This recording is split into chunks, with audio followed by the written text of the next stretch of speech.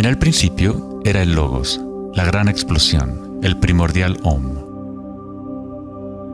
La teoría de la gran explosión dice que el universo físico surgió vertiginosamente de un punto singular inimaginablemente denso y caliente, llamado una singularidad, 1000 millones de veces más pequeño que la cabeza de un alfiler. No dice el por qué ni el cómo. Cuanto más misterioso es algo, más asumimos que lo comprendemos.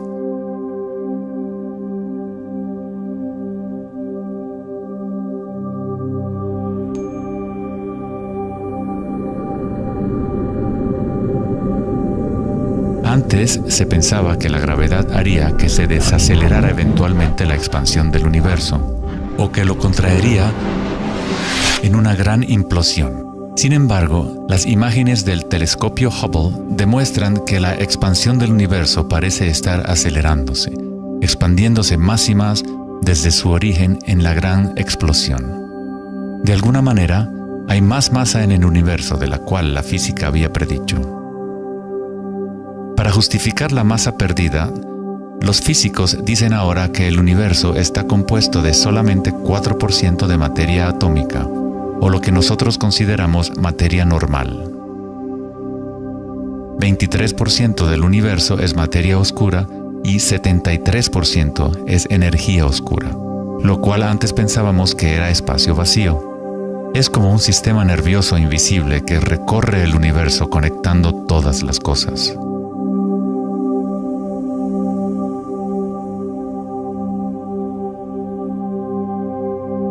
Los antiguos maestros védicos enseñaban Nada Brahma. El universo es vibración.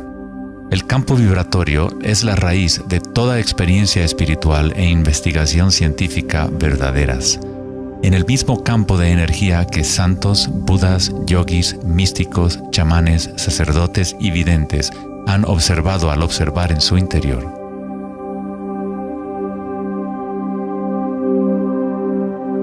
Se le ha denominado Akasha, el primordial Om, la red de joyas de Indra, la música de las esferas y miles de otros nombres a través de la historia.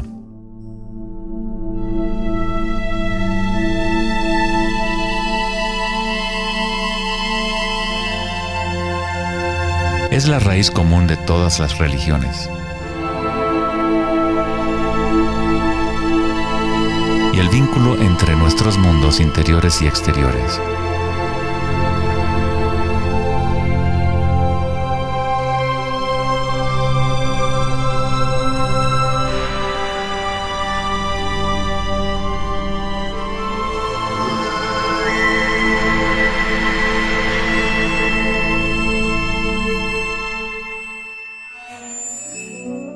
En el siglo III, el budismo Mahayana describió una cosmología no muy diferente a la física más avanzada de hoy en día. La red de joyas de Indra es una metáfora usada para describir una enseñanza védica mucho más antigua que ilustra la forma en que se teje la trama del universo. Indra, el rey de los dioses, dio a luz el sol y mueve los vientos y las aguas. Imagina una telaraña que se extiende en todas las dimensiones. Está formada por gotas de rocío y cada gota contiene el reflejo de todas las gotas de agua y en cada reflejo se advierte a la vez el reflejo de las gotas más minúsculas. Toda la telaraña continúa en esa misma representación hasta el infinito.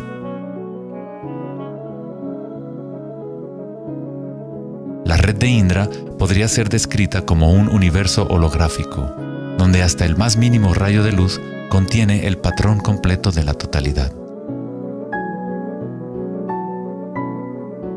Se hace referencia a veces al científico serbio-americano Nikola Tesla como el hombre que inventó el siglo XX. Tesla fue el responsable del descubrimiento de la electricidad de corriente alterna y muchos otros inventos que ahora son parte de la vida cotidiana.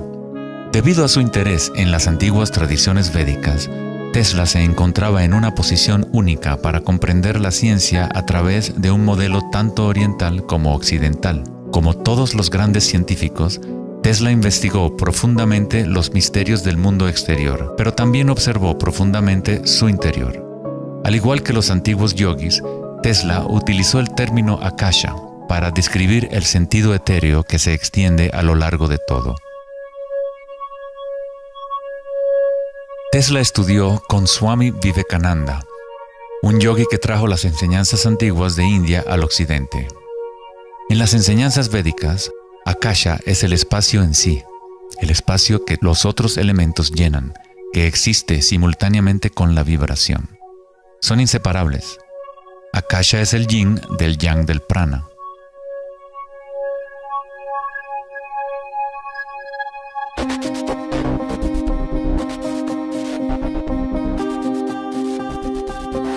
Un concepto moderno que nos puede ayudar a conceptualizar a Akasha, o la sustancia primaria, es la idea de los fractales. No fue sino hasta la década de los 80 que los avances en las computadoras nos permitieron visualizar y reproducir en realidad matemática los patrones de la naturaleza. El término fractal fue acuñado en 1980 por el matemático Benoit Mandelbrot, que estudió ciertas ecuaciones matemáticas simples de cuando se repiten, producen una serie interminable de cambios en las formas matemáticas o geométricas dentro de un marco limitado. Son limitadas, pero al mismo tiempo infinitas.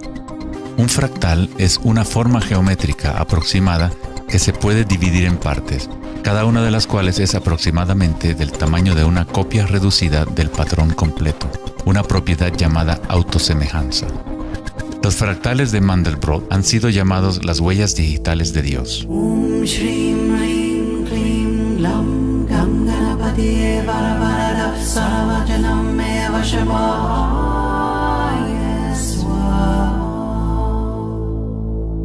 Estás viendo obras de arte creadas por la propia naturaleza. Si se gira la figura de Mandelbrot de cierta forma, luce muy similar a una deidad hindú o a un Buda. Esta figura ha sido denominada la figura Buddha-Brot.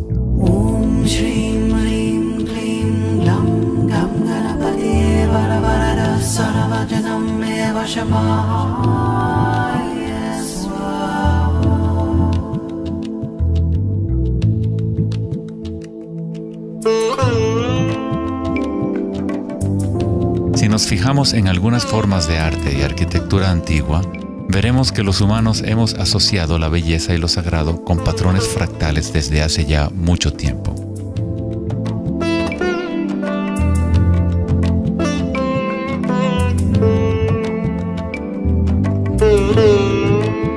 Infinitamente complejos, sin embargo, cada parte contiene la semilla para recrear el conjunto. Los fractales han cambiado el punto de vista de los matemáticos respecto a la percepción y el funcionamiento del universo. Con cada nuevo nivel de aumento surgen diferencias del original. El cambio y la transformación constante ocurren a medida que atravesamos el nivel de un detalle fractal a otro.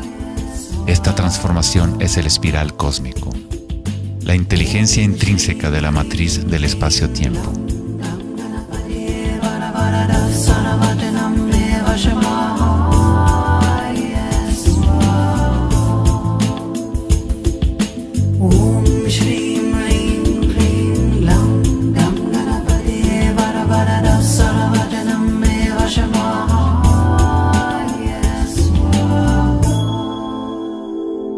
Los fractales son caóticos en su esencia, contienen ruido y orden.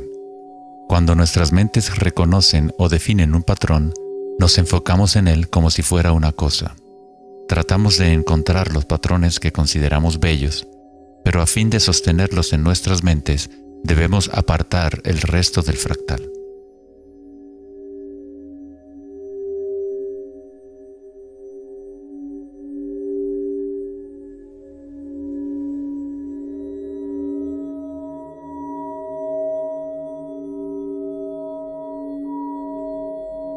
Comprender un fractal con los sentidos es limitar su movimiento. Toda la energía del universo es neutral, atemporal y carece de dimensiones.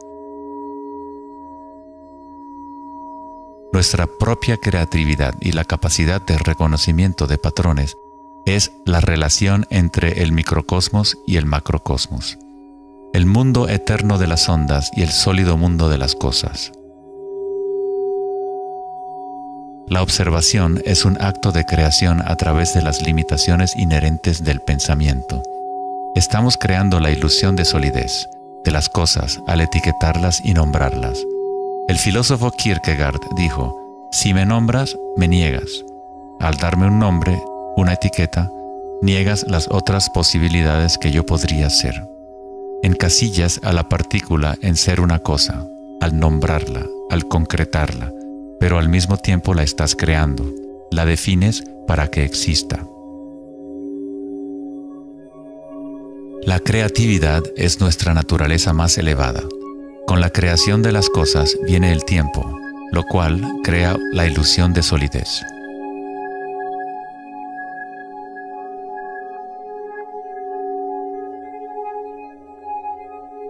Einstein fue el primer científico en comprender que lo que nosotros consideramos espacio vacío no es la nada, posee propiedades y casi incalculables cantidades de energía son parte intrínseca de la naturaleza del espacio. El famoso físico Richard Feynman dijo en una ocasión: hay suficiente energía en un solo metro cúbico de espacio para hervir todos los océanos del mundo. Los meditadores avanzados saben que en el silencio se encuentra el mayor poder. Buda tenía otro término para la sustancia primaria. La llamaba kalapas. Las kalapas son como partículas u ondas minúsculas que están surgiendo y desapareciendo miles de millones de veces por segundo.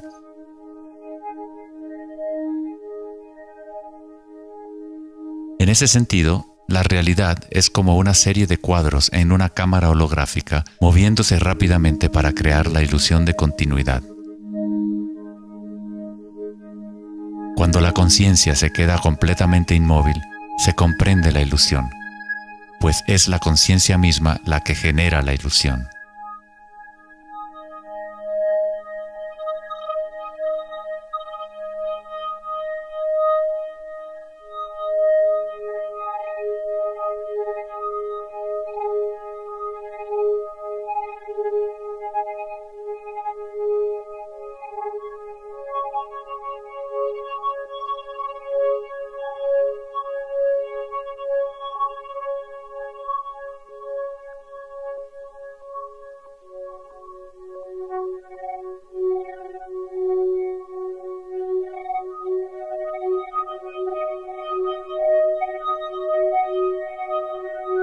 En las tradiciones antiguas orientales se sabía desde hace miles de años que todo es vibración. Nada brama, el universo es sonido. La palabra nada significa sonido o vibración y Brahma es el nombre de Dios. Brahma, al mismo tiempo, es el universo y es el creador. El artista y el arte son inseparables.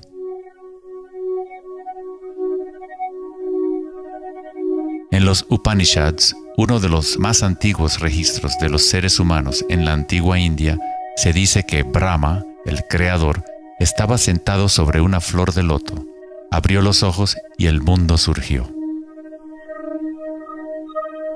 Brahma cierra sus ojos y un mundo entero cesa de existir.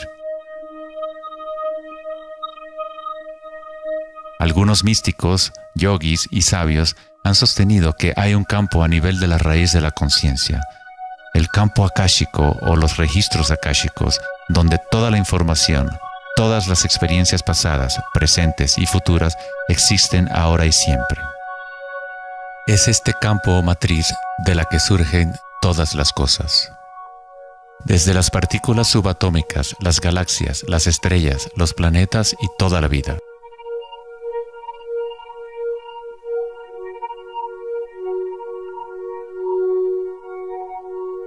Nunca ves nada en su totalidad, ya que todo está formado de capas y capas de vibración y está constantemente cambiando. Intercambio de información con Akasha. Un árbol bebe del sol, del aire, de la lluvia y de la tierra.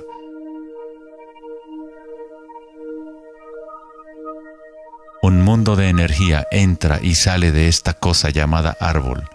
Cuando la mente pensante permanece en calma, observas la realidad tal como es.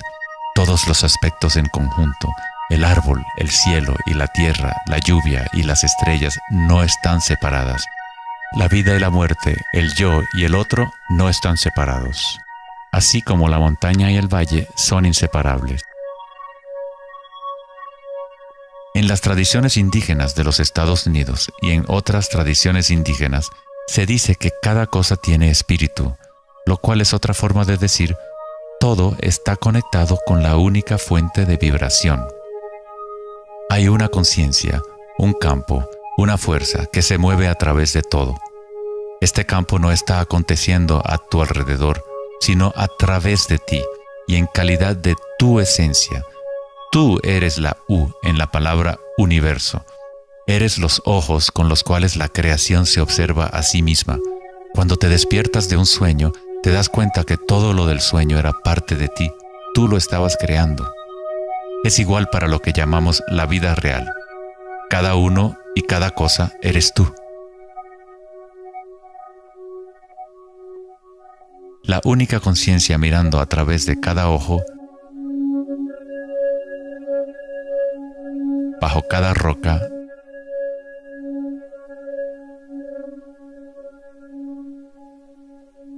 dentro de cada partícula.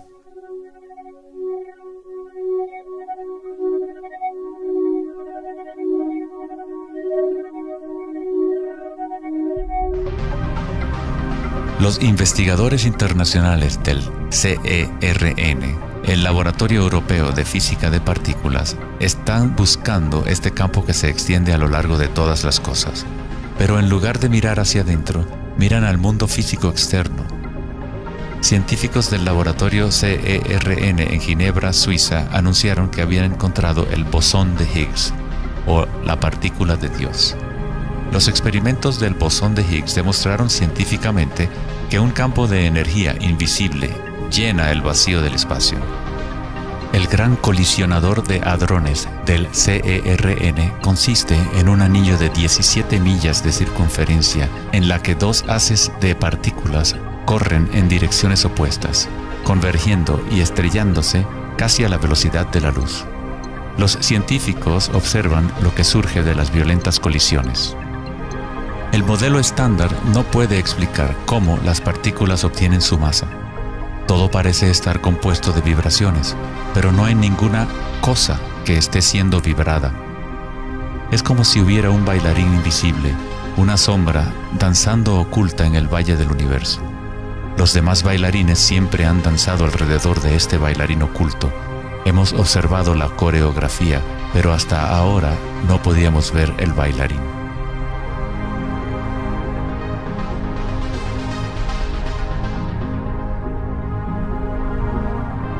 La denominada partícula de Dios, las propiedades de la materia básica del universo, el núcleo de toda la materia que constituiría la masa y la energía inexplicable que acciona la expansión del universo.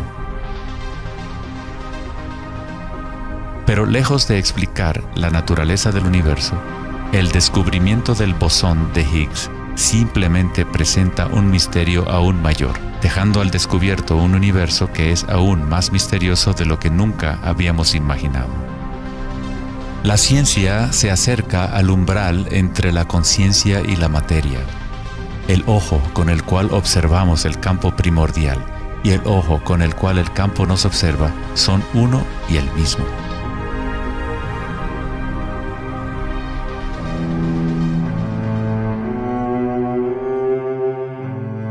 El célebre escritor alemán Wolfgang von Goethe dijo: "La onda es el fenómeno primordial que dio origen al mundo". La simática es el estudio del sonido visible. La palabra simática proviene de la raíz griega kuma, que significa onda o vibración.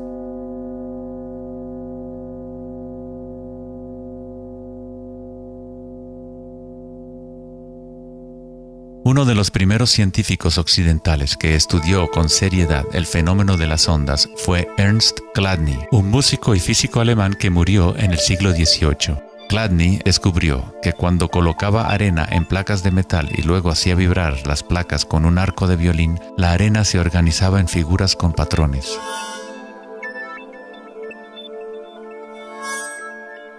Diferentes formas geométricas aparecían dependiendo de la vibración producida.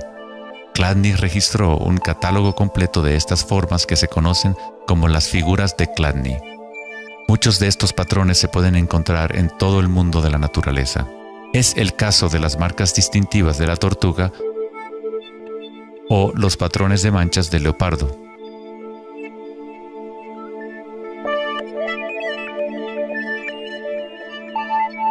El estudio de los patrones Chladni o patrones ximáticos es uno de los métodos secretos con el que los fabricantes de alta calidad de guitarras, violines y otros instrumentos prueban la calidad del sonido que emiten. Hans Jenny expandió el trabajo de Chladni en los años 60 usando varios líquidos y amplificación electrónica para generar frecuencias de sonido, y así acuñó el término cimática. Si se envían ondas sinusoidales simples a través de un recipiente con agua, se pueden ver los patrones en el agua. Dependiendo de la frecuencia de la onda, aparecerán diferentes patrones de ondas. Cuanto más elevada sea la frecuencia, más complejo será el patrón. Estas formas son repetibles, no aleatorias. Cuanto más observas, más empiezas a ver cómo la vibración organiza la materia en formas complejas que comenzaron en simples ondas repetitivas. Esta vibración de agua tiene un patrón similar a un girasol.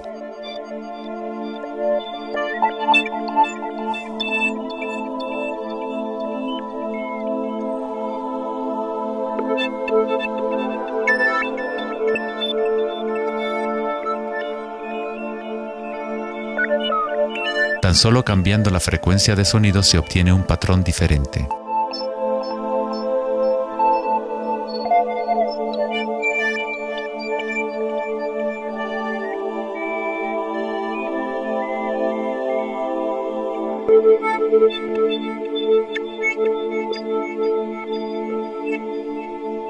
El agua es una sustancia muy misteriosa, es altamente impresionable.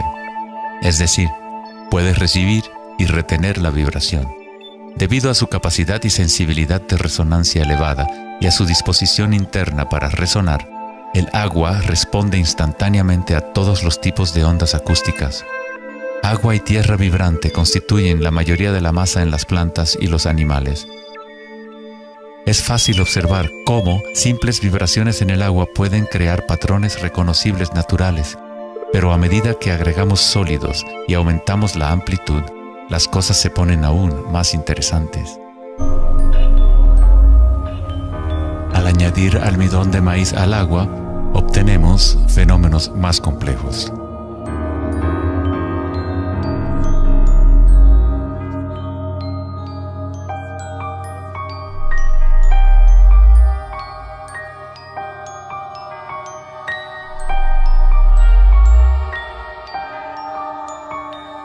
Tal vez, los principios de la vida en sí se pueden observar conforme las vibraciones mueven la burbuja de almidón de maíz en lo que parece ser un organismo en movimiento. El principio que anima el universo se describe en todas las grandes religiones usando las palabras que reflejan los conocimientos de ese momento en la historia. En el idioma de los incas, el imperio más grande de la América precolombina, la palabra para cuerpo humano es Alpacamasca, lo que significa literalmente tierra viviente. En la Cábala o misticismo judío, hablan del nombre divino de Dios, el nombre impronunciable. No se puede pronunciar debido a que es una vibración que está en todas partes. Se trata de todas las palabras, toda la materia. Todo es la palabra sagrada. El tetaedro es la forma más simple que puede existir en 3 dimensiones. Algo debe tener por lo menos 4 puntos para tener realidad física. La estructura del triángulo es el único patrón de la naturaleza que se autoequilibra. En el Antiguo Testamento, la palabra tetragrámaton se utilizaba a menudo para representar una cierta manifestación de Dios. Se usaba cuando se hablaba de la palabra de Dios o del nombre especial de Dios, logos o la palabra primordial. Las antiguas civilizaciones sabían que en la estructura de la raíz del universo estaba la figura tetraédrica. De esta forma, la naturaleza exhibe un impulso fundamental hacia el equilibrio, Shiva, pero a la vez exhibe un impulso fundamental hacia el cambio, Shakti.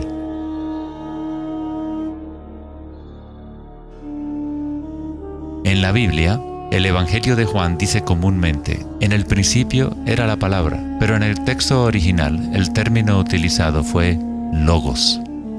El filósofo griego Heráclito, quien vivió alrededor de 500 años antes de Cristo, se refirió al logos como algo fundamentalmente incognoscible, el origen de toda repetición, patrón y forma. Los filósofos estoicos que siguieron las enseñanzas de Heráclito identifican el término con el principio inspirador divino que impregna el universo.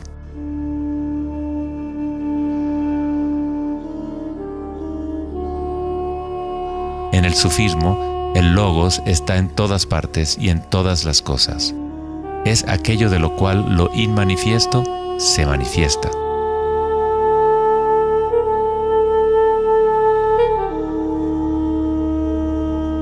En la tradición hindú, Shiva Nataraja significa literalmente Señor de la danza.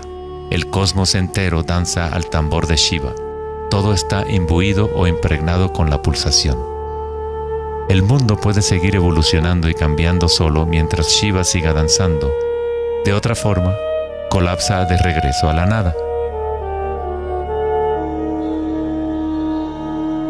Mientras que Shiva representa nuestra conciencia de espectadores, Shakti es la sustancia o la materia del mundo. Mientras que Shiva yace en meditación, Shakti trata de incitarlo a la danza. Como el yin y el yang, el bailarín y el baile existen como uno.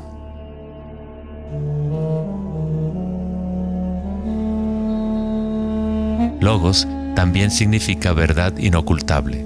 Aquel que conoce el logos, conoce la verdad. Existen muchas capas de encubrimiento en el mundo humano como consecuencia de los múltiples giros de Akasha hasta convertirse en estructuras complejas que ocultan la fuente de sí misma. Como un juego divino de las escondidas, nos hemos ocultado desde hace miles de años y eventualmente nos hemos olvidado por completo del juego. De alguna forma, nos olvidamos que había algo que encontrar. En el budismo se enseña a través de la meditación a percibir directamente el logos, el campo del cambio o impermanencia en nuestro interior. Cuando observas tu mundo interior, observas las sensaciones y energías más sutiles conforme la mente se concentra y se enfoca. A través de la comprensión directa de anicca o impermanencia a nivel de la raíz de la sensación, uno se libera del apego a las formas externas transitorias.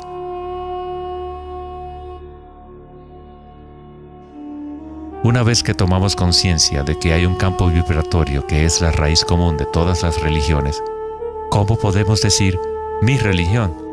O este es mi Om primordial, mi campo cuántico.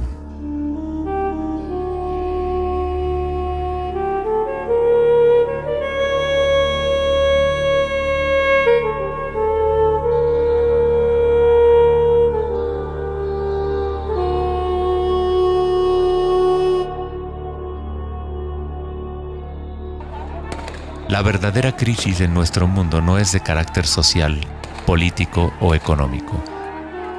Nuestra crisis es una crisis de conciencia, la incapacidad de experimentar directamente nuestra verdadera naturaleza. La incapacidad de reconocer esto en todo el mundo y en todas las cosas.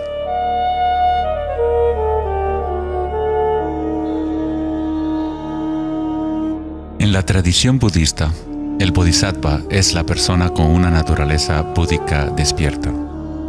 Un bodhisattva se compromete a ayudar a despertar a cada ser en el universo, comprendiendo que solo hay una conciencia. Para despertar el verdadero ser, uno debe despertar a todos los seres.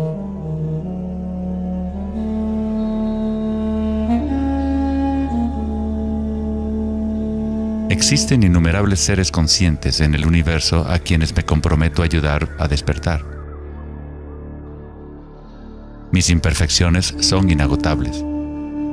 Prometo vencerlas todas. El Dharma es inescrutable.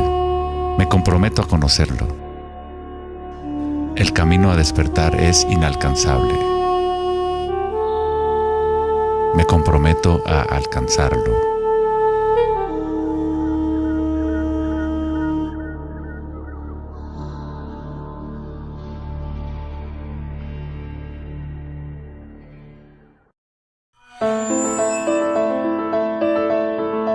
El filósofo Platón, partidario de Pitágoras, insinuaba enigmáticamente que había una llave de oro que unificaba todos los misterios del universo. Esta es la llave de oro a la que regresaremos una y otra vez a lo largo de nuestra exploración. La llave de oro es la inteligencia del Logos, la fuente del Om primordial. Se podría decir que es la mente de Dios. Con nuestros limitados sentidos, estamos observando solo la manifestación externa de la mecánica oculta de la autosemejanza. La fuente de esta simetría divina es el misterio más grande de nuestra existencia. Muchos de los pensadores monumentales de la historia, como Pitágoras, Kepler, Leonardo da Vinci, Tesla y Einstein, han llegado al umbral del misterio. Einstein dijo: "Lo más bello que podemos experimentar es lo misterioso. Es la fuente de cualquier arte y ciencia verdadera". Aquel que no conoce esta emoción, que no hace pausa para maravillarse y quedarse absorto en admiración, es como si estuviera muerto. Sus ojos están cerrados. Estamos en la posición de un niño pequeño entrando a una gran biblioteca llena de libros en muchos idiomas diferentes. El niño sabe que alguien debe haber escrito esos libros. No sabe cómo. No entiende los idiomas en que están escritos. El niño sospecha ligeramente que hay un orden misterioso en la disposición de los libros, pero no sabe cuál es. A mí me parece que esa es la actitud, inclusive del ser humano más inteligente, hacia Dios. Vemos un universo maravillosamente ordenado que obedece ciertas leyes. Nuestras mentes limitadas no pueden comprender la misteriosa fuerza que mueve las constelaciones. Todo científico que observa detenidamente el universo y todo místico que observa profundamente su interior se encuentra tarde o temprano, cara a cara, con la misma cosa: la espiral primordial.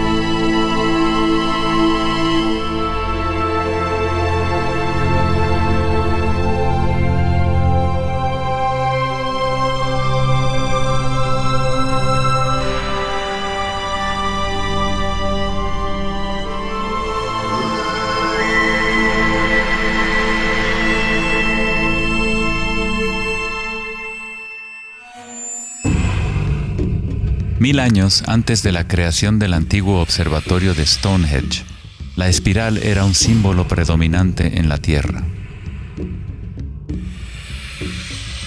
Las espirales antiguas se pueden encontrar por todas partes del mundo. Miles de espirales antiguas como estas se pueden encontrar en toda Europa, Nuevo México y Utah en Estados Unidos, Australia, China y Rusia, en virtualmente todas las culturas indígenas de la Tierra. Las espirales antiguas simbolizan el crecimiento, la expansión y la energía cósmica encarnada en el Sol y en el cielo. La forma espiral refleja el macrocosmos del universo mismo revelándose. En las tradiciones indígenas, la espiral es la fuente energética, la madre primordial. Las espirales neolíticas de Newgrange, Irlanda, se remontan a 5000 años.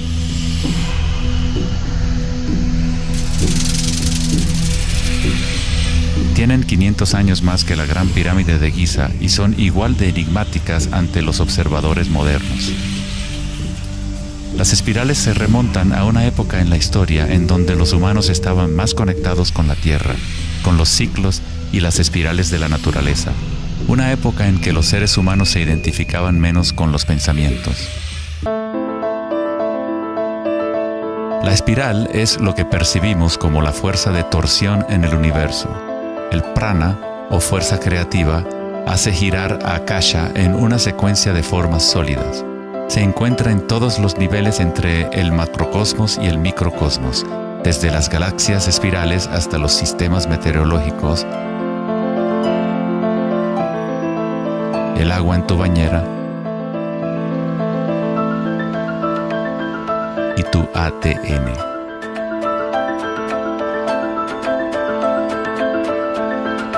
En la experiencia directa de tu propia energía, la espiral primordial no es una idea, sino más bien lo que hace posible toda condición e idea.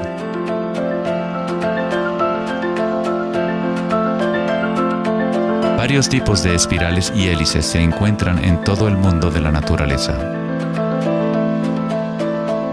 Caracoles,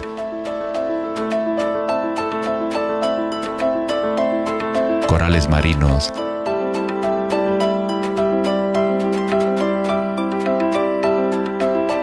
telarañas,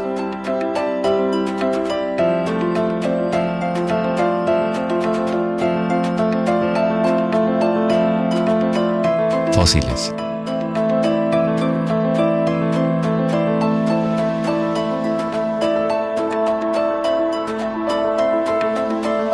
En las colas de los caballitos de mar,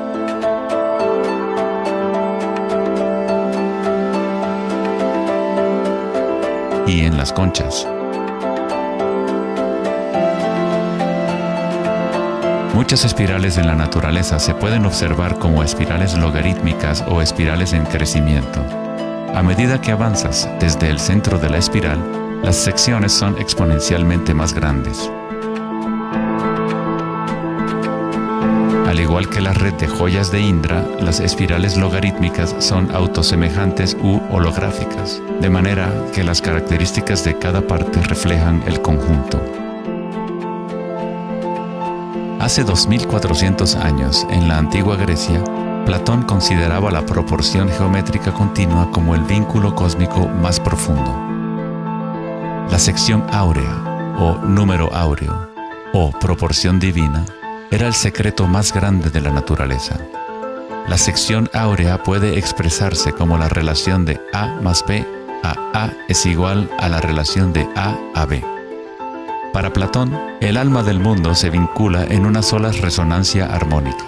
El mismo patrón pentagonal que existe en una estrella de mar o en una rebanada de quimbombo se puede observar en la trayectoria del planeta Venus trazada en el cielo nocturno durante un periodo de 8 años.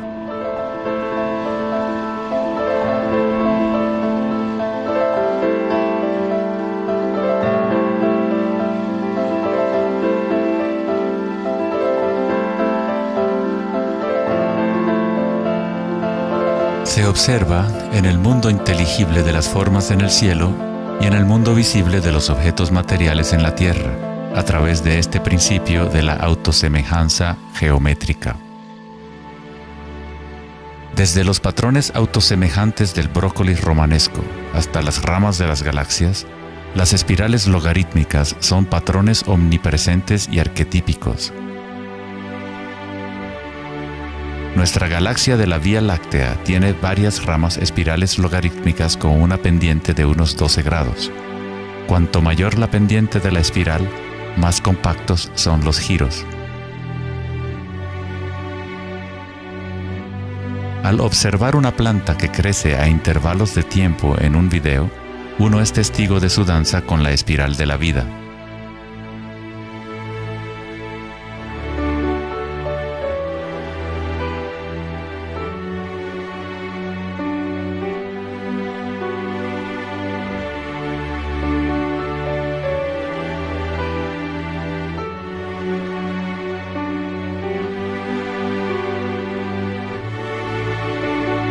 Una espiral dorada es una espiral logarítmica que crece hacia afuera, siguiendo el factor de la sección áurea.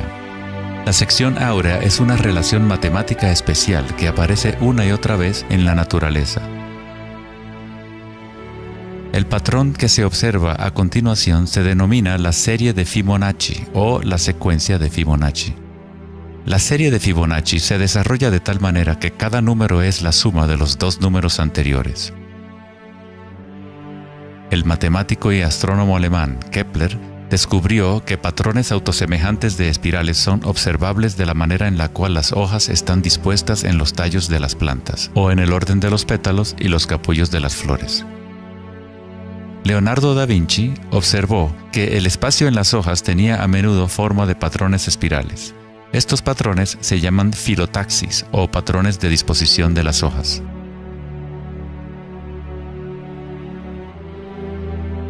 La disposición filotaxis se puede observar en los nucleótidos independientes del ADN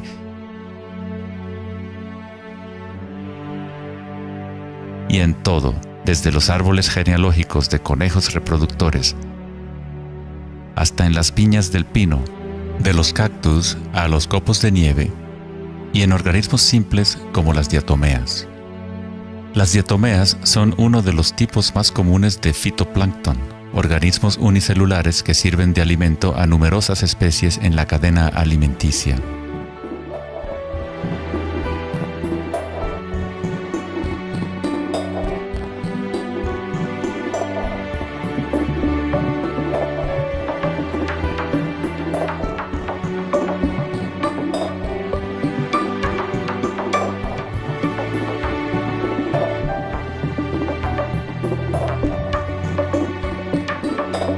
¿Cuánta matemática debes saber para ser un girasol o una abeja? La naturaleza no consulta al departamento de física para producir un brócoli. La estructura en la naturaleza ocurre automáticamente. Los científicos en el campo de la nanotecnología utilizan el término autoensamblaje para describir la forma en la cual se forman los complejos como en la fase inicial de la formación hexagonal de ADN. En la ingeniería de la nanotecnología, los nanotubos de carbono se componen de una disposición similar de materiales. La naturaleza hace este tipo de geometría una y otra vez sin esfuerzo, automáticamente, sin una calculadora. La naturaleza es precisa y extremadamente eficiente. Según el famoso arquitecto y autor Buckminster Fuller, estos patrones son una función del espacio-tiempo. El ADN y el panal de abejas tienen esa forma por la misma razón que una burbuja es redonda. Es la forma más eficiente que requiere la menor cantidad de energía. El espacio en sí tiene una forma y permite solo ciertas configuraciones de la materia, siempre volviendo a lo más eficiente. Estos patrones son la forma más fuerte y eficiente de construir estructuras arquitectónicas como las cúpulas geodésicas.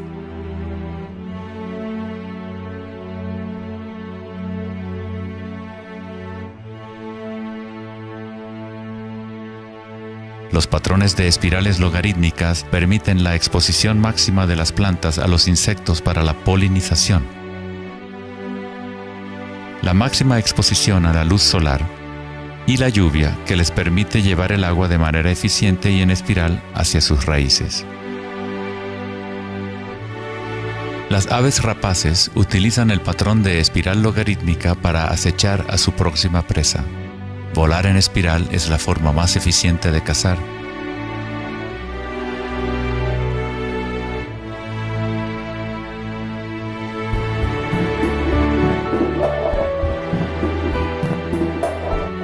Nuestra capacidad de observar el akasha danzando la espiral de la vida hacia una forma material se relaciona con la habilidad de percibir la belleza y la simetría en la naturaleza.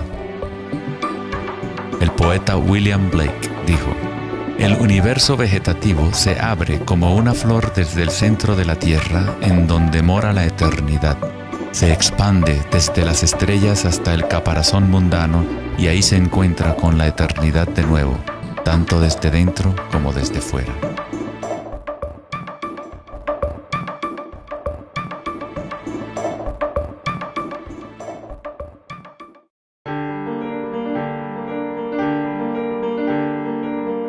estudio de los patrones en la naturaleza no es algo familiar en el mundo occidental, pero en la antigua China, esta ciencia es conocida como Li.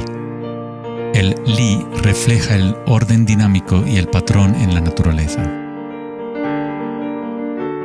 Pero no es considerado algo estático, congelado o inmutable como un mosaico. Es un patrón dinámico que se materializa en todos los seres vivos.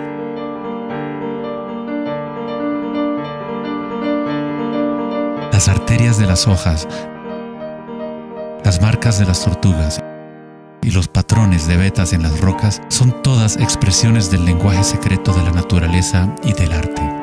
El laberinto es uno de los muchos patrones de Li.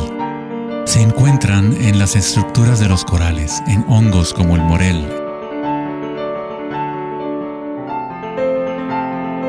en coles y en el cerebro humano. El patrón celular es otro patrón común en la naturaleza. Existe una gran variedad de diferentes estructuras celulares, pero todas tienen un orden similar definido según su propósito y función.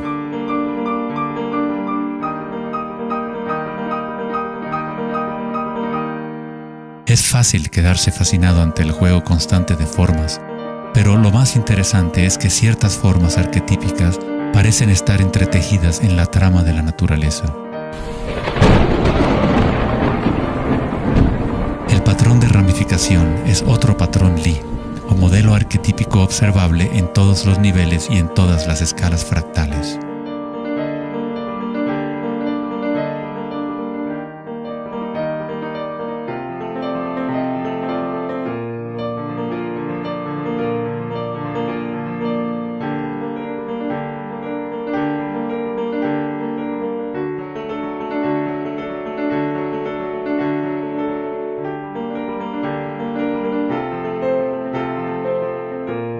Tomemos, por ejemplo, esta imagen increíble de una simulación de computadora conocida como la simulación del milenio, que muestra la distribución de la materia oscura en el universo local. Fue creada por Max Planck Society en Alemania. La materia oscura es lo que antes considerábamos espacio vacío. Es como un sistema nervioso invisible que recorre todo el universo.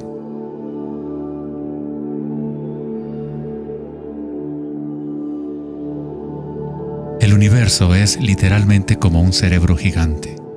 Está constantemente utilizando un tipo de energía oscura u oculta que solo hasta ahora la ciencia empieza a entender. A través de esta red inmensa, la insondable energía se mueve proporcionando el impulso para la expansión y el crecimiento del universo.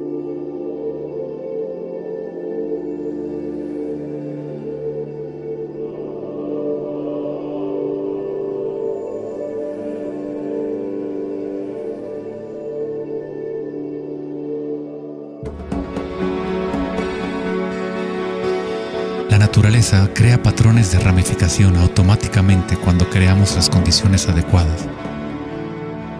La naturaleza es una máquina generadora de arte o un motor creador de belleza. Aquí, la electricidad se utiliza para hacer crecer las ramas de cristal plata. El metraje es en intervalos de tiempo a medida que crecen durante varias horas. Los cristales se forman sobre el cátodo de aluminio cuando los iones se depositan por electrólisis a partir de una solución de nitrato de plata. La formación es autoorganizadora. Estás viendo arte generado por la propia naturaleza. Johann Wolfgang von Goethe dijo: "La belleza es una manifestación de las leyes secretas de la naturaleza, que de otra manera estarían ocultas para nosotros por siempre". En este sentido, todo en la naturaleza está vivo, organizándose a sí mismo. Cuando se usa alto voltaje en la ramificación fractal, esto se vuelve todavía más obvio. Está sucediendo en tiempo real.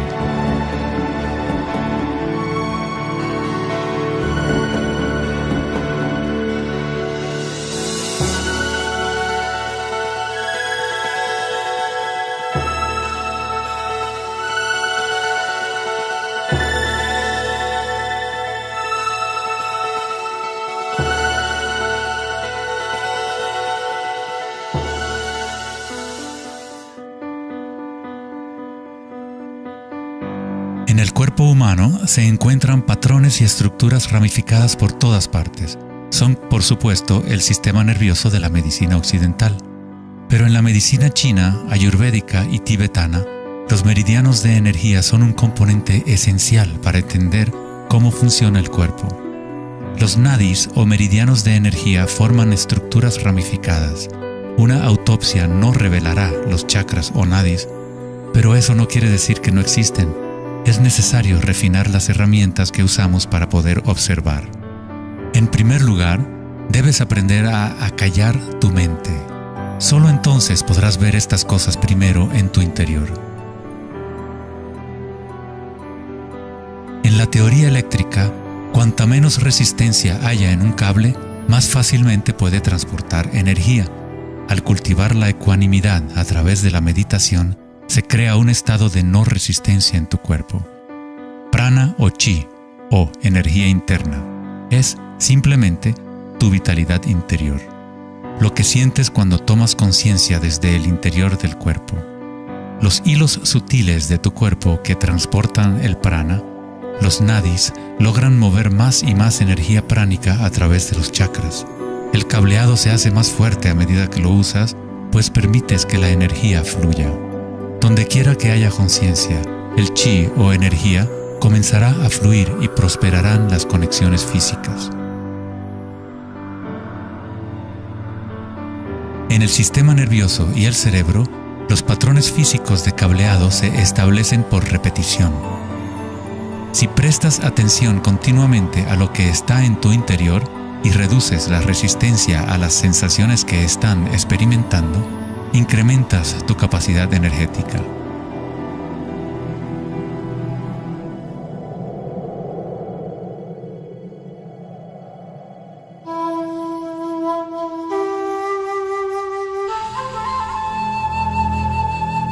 En el taoísmo, el símbolo del yin y el yang representa la interpenetración de las fuerzas en espiral de la naturaleza.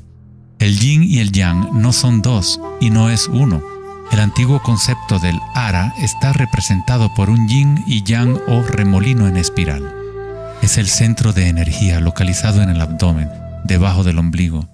Ara significa literalmente mar u océano de energía. En China, el ara es llamado el Dantien inferior.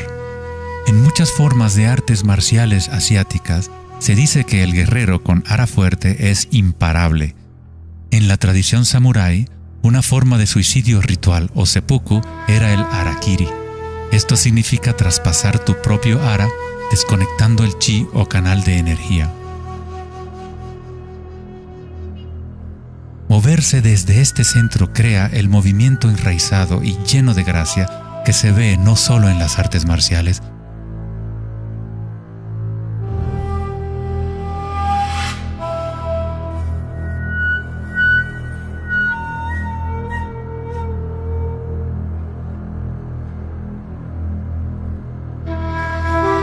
sino en grandes golfistas,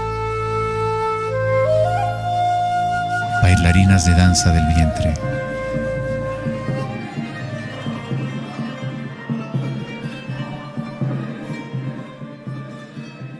Y derviches giradores sufíes. La esencia del ara es la cultura de la conciencia disciplinada, enfocada en un solo punto, la quietud del ojo del huracán.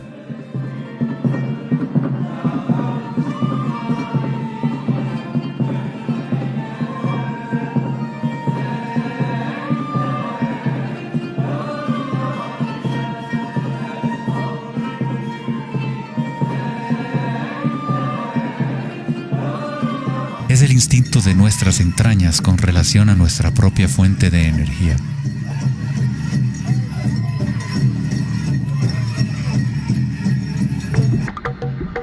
Una persona con buena ara está conectada con la tierra y con la sabiduría intuitiva que conecta a todos los seres.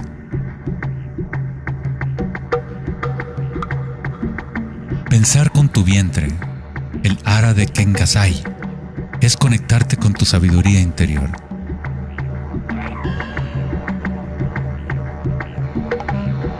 Los antiguos aborígenes australianos se concentraban en la misma zona justo debajo del ombligo, donde el cordón de la gran serpiente arcoíris yacía enroscada. Una vez más, una representación de energía evolutiva en la humanidad. No es casualidad que es en el ara donde comienza la nueva vida.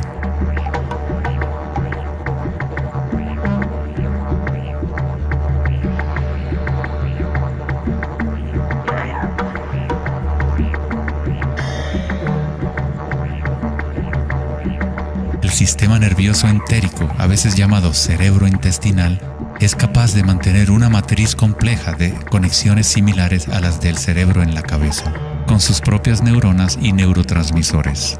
Puede actuar de forma autónoma, es decir, con su propia inteligencia. Se podría decir que el cerebro intestinal es una versión fractal del cerebro de la cabeza, o tal vez el cerebro de la cabeza es una versión fractal del cerebro intestinal. Un oso sano tiene un ara fuerte. Cuando un oso sabe dónde hurgar para encontrar hierbas, sigue el movimiento del chi a través de sus sentidos, centrando en el ara o vientre.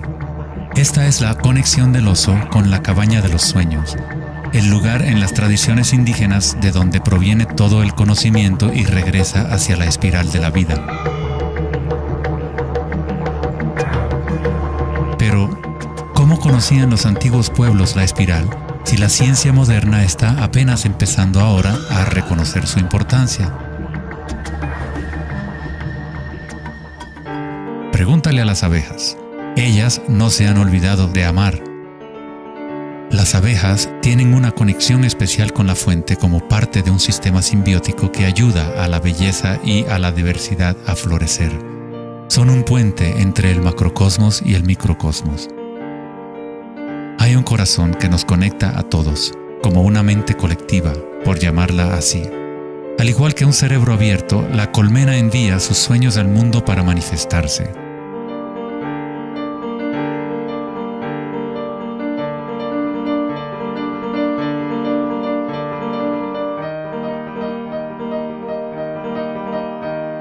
En la naturaleza, muchas criaturas saben cómo actuar en el unísono para moverse con un solo espíritu, en una sola dirección.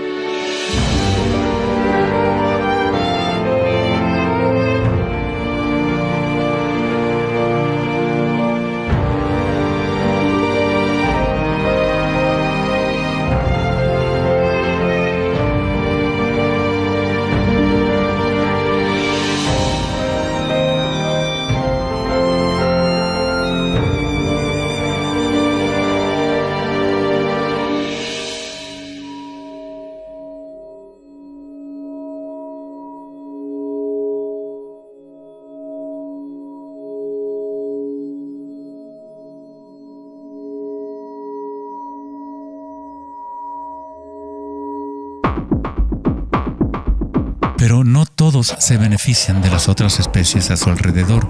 Por ejemplo, la cigarra devora todo en su camino. Una cigarra no tiene ninguna otra opción que actuar como cigarra. Nunca va a producir miel ni a polinizar plantas como una abeja. El comportamiento de una cigarra es rígido, pero un ser humano es único en el sentido de que podemos actuar como una abeja o como una cigarra.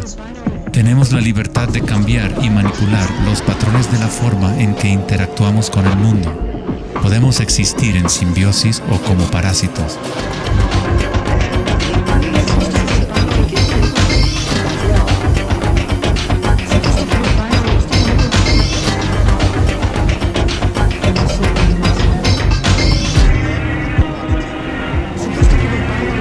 Hoy en día, los seres humanos tratan de entender la espiral con la mente racional, pero nunca ha sido el pensamiento el que nos conecta con la espiral de la vida. Siempre hemos estado conectados.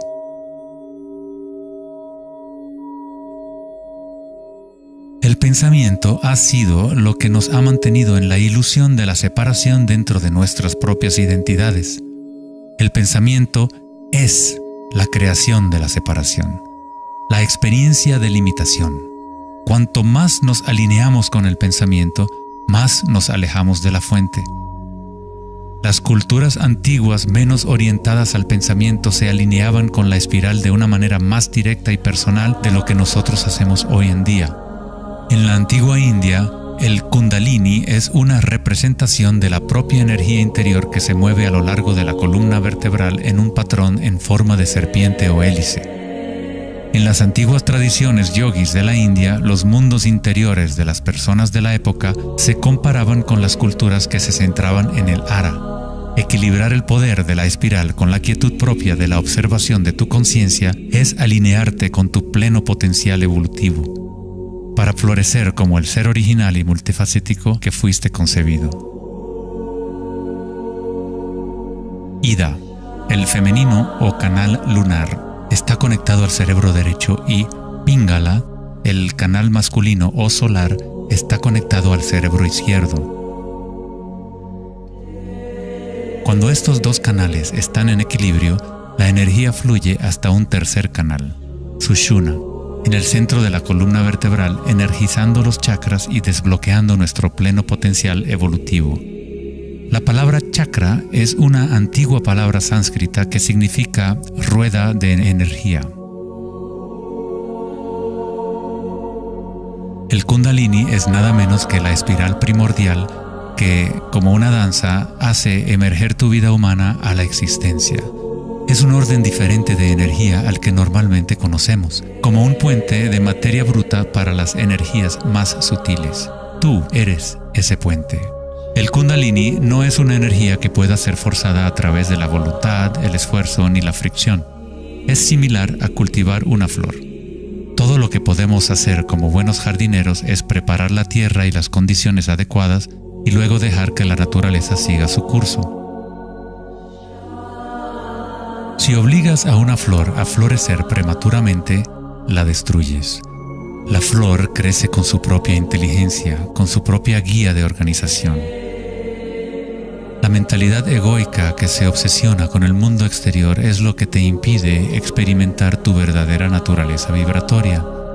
Cuando la conciencia se vuelca hacia el interior, se asemeja a los rayos del sol y comienza a florecer el loto interior. Conforme el Kundalini despierta en nuestro interior, comenzamos a notar el distintivo de la espiral en todas las cosas. En todos los patrones internos y externos, esta espiral es el vínculo entre nuestros mundos interiores y exteriores.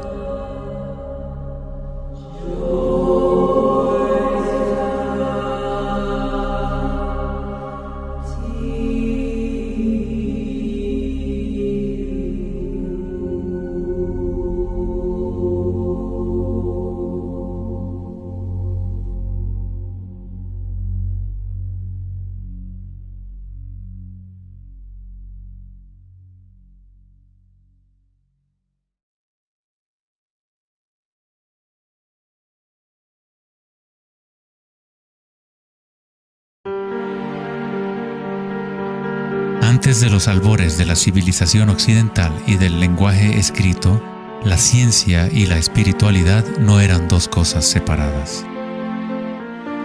En las enseñanzas de las grandes tradiciones antiguas, la búsqueda externa de conocimiento y certeza era compensada por un sentimiento interior de impermanencia y comprensión intuitiva de la espiral del cambio. A medida que el pensamiento científico se hizo más predominante y la información se fue multiplicando, comenzó la fragmentación en nuestros sistemas de conocimiento. El incremento de la especialización significaba que menos personas eran capaces de ver el panorama general, de sentir e intuir la estética del sistema en su conjunto. Nadie se preguntaba, ¿será que todo este razonamiento es bueno para nosotros? La sabiduría antigua está aquí entre nosotros, oculta a plena vista. Pero estamos demasiado preocupados con nuestros pensamientos como para reconocerla. Esta sabiduría olvidada es la manera de restablecer el equilibrio entre lo interno y lo externo, el yin y el yang, entre la espiral del cambio y la quietud de nuestro centro.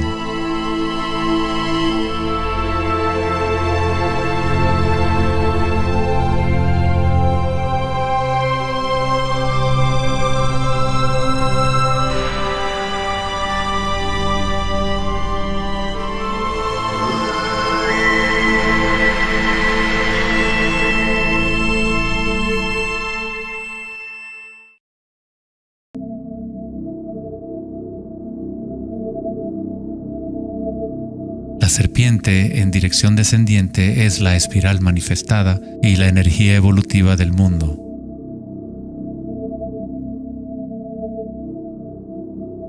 El pájaro es la dirección ascendiente, la corriente dirigida hacia el sol o la concientización unívoca del despertar, el vacío de Akasha.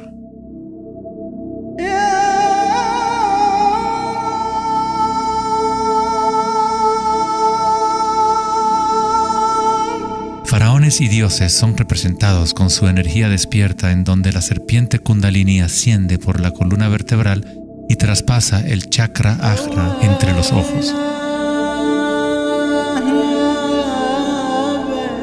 Esto se denomina el ojo de Horus. En la tradición hindú, el bindi también representa el tercer ojo, la conexión divina con el espíritu.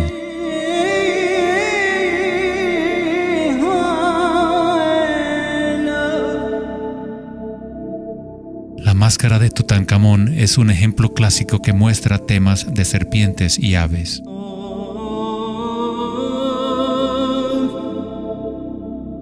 Las tradiciones mayas y aztecas combinan a la serpiente y al pájaro en un solo dios, Quetzalcóatl o Kukulcán. El dios de la serpiente alada representa la conciencia evolutiva despierta o el Kundalini despierto. La persona que despierta a Quetzalcóatl en su interior es una manifestación viviente de lo divino. Se dice que Quetzalcóatl o la energía de la serpiente regresará al final de los tiempos.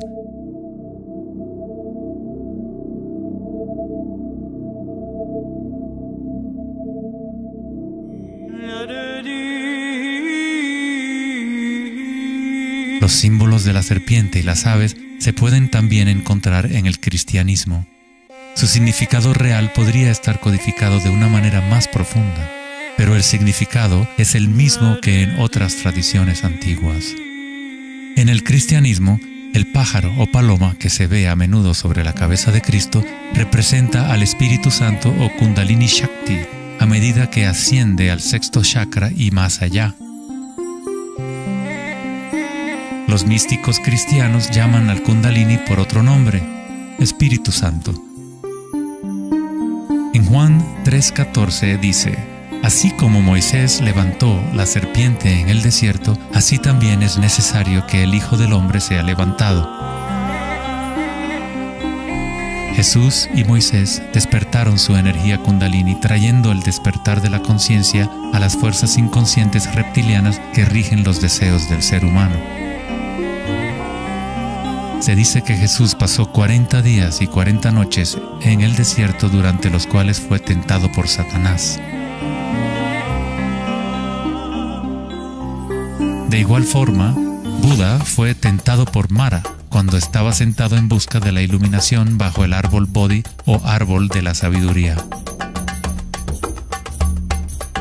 Tanto Cristo como Buda tuvieron que alejarse de la tentación de los placeres sensoriales y mundanos.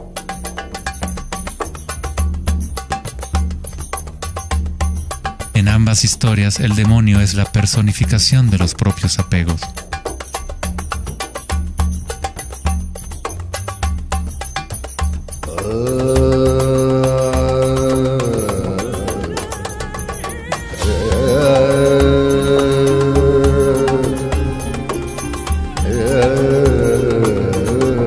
Si leemos la historia de Adán y Eva a través de la luz de las tradiciones védicas y egipcias, descubrimos que la serpiente que vigila el árbol de la vida es el Kundalini.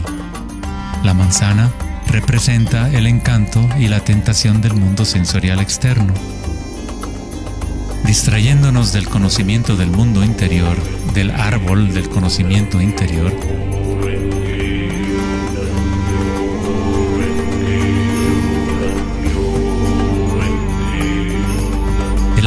es simplemente la red de nadis o meridianos de energía dentro de nosotros mismos, que forma literalmente estructuras ramificadas por todo el cuerpo.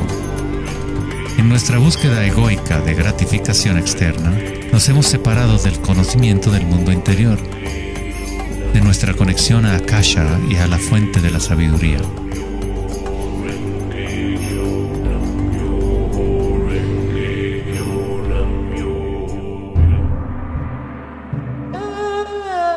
Muchos de los mitos históricos del mundo sobre dragones pueden interpretarse como metáforas de las energías internas de las culturas de las cuales forman parte.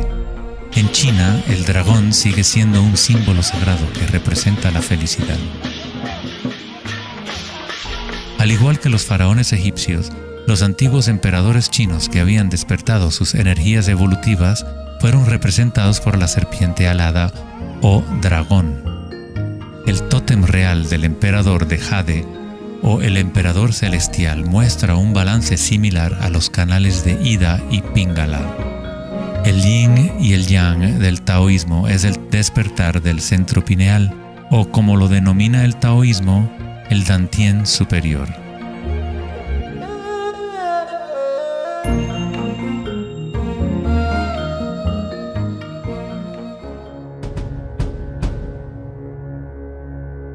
La naturaleza está llena de distintas formas de detectar y asimilar la luz. Por ejemplo, un erizo de mar puede, en verdad, ver con su cuerpo espinado que actúa como un gran ojo. Los erizos detectan la luz que ilumina sus espinas y comparan la intensidad de los rayos para tener una idea de lo que está en su entorno.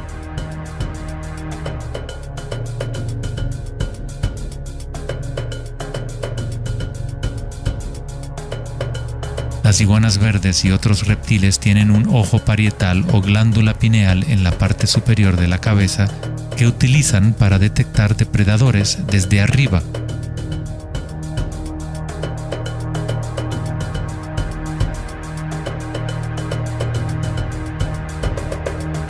La glándula pineal humana es una pequeña glándula endocrina que ayuda a regular los patrones del sueño y vigilia. A pesar de que está oculta profundamente en la cabeza, la glándula pineal es sensible a la luz. El filósofo Descartes reconoció que el área de la glándula pineal o tercer ojo era la interfase entre la conciencia y la materia. Casi todo es simétrico en el cuerpo humano. 2 ojos, 2 oídos, 2 fosas nasales. Incluso el cerebro tiene 2 hemisferios. Pero hay un área en el cerebro que no se duplica. Es el área de la glándula pineal y el centro energético que lo rodea. En un nivel físico, ahí se forman naturalmente moléculas únicas como el DMT. El DMT también se forma naturalmente en el momento del nacimiento y en el momento de la muerte, actuando literalmente como un puente único entre el mundo de los vivos y de los muertos. El DMT se produce de forma natural en los estados de meditación profunda o samadhi o a través de medios enteógenos. Por ejemplo, la ayahuasca es usada en tradiciones chamánicas de América del Sur para eliminar el velo entre los mundos internos y externos. La palabra pineal en sí tiene la misma raíz que la piña del pino, pues la glándula pineal representa un patrón espiral de filotaxis similar. Este modelo, que también conocido como flor del patrón de vida, es común en obras de arte antiguas que representan seres iluminados o despiertos. Cuando la imagen de la piña del pino se observa en formas de artes sacras, representa el despertar del tercer ojo, la conciencia unívoca que dirige el flujo de energía evolutiva. La piña del pino representa el florecimiento de los chakras superiores que se activan mientras Sushumna se eleva hasta el chakra Ajna y más allá. En la mitología griega, los seguidores de Dionisio llevaban una panícula o báculo gigante, envuelto en hojas enredadera en espiral y una piña de pino en el extremo superior. Una vez más, representa la energía de Dionisio o Kundalini Shakti, mientras asciende por la columna vertebral al cuerpo pineal del sexto chakra. En el corazón del Vaticano, tal vez esperarías ver una gigantesca escultura de Jesús o María, y en su lugar hay una estructura de piña de pino gigante, lo que indica que en la historia cristiana pudo haber habido conocimiento de los chakras y el Kundalini, pero por alguna razón se mantuvo oculto de las masas. La explicación oficial de la Iglesia es que la piña del pino es un símbolo de regeneración y representa la nueva vida en Cristo.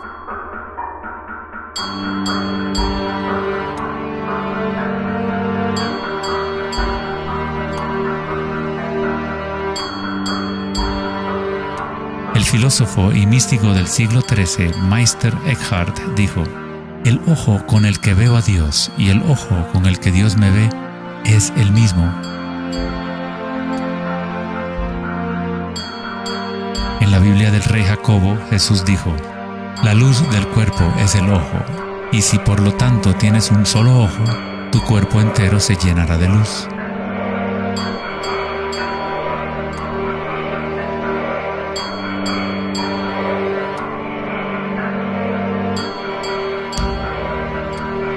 Buda dijo: "El cuerpo es el ojo".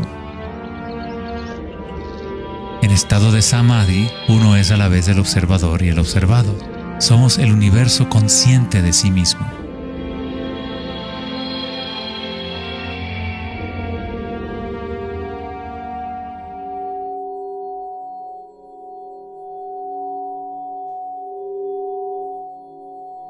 Cuando el Kundalini se activa, estimula el sexto chakra y el centro pineal, y esta zona empieza a recuperar algunas de sus funciones evolutivas.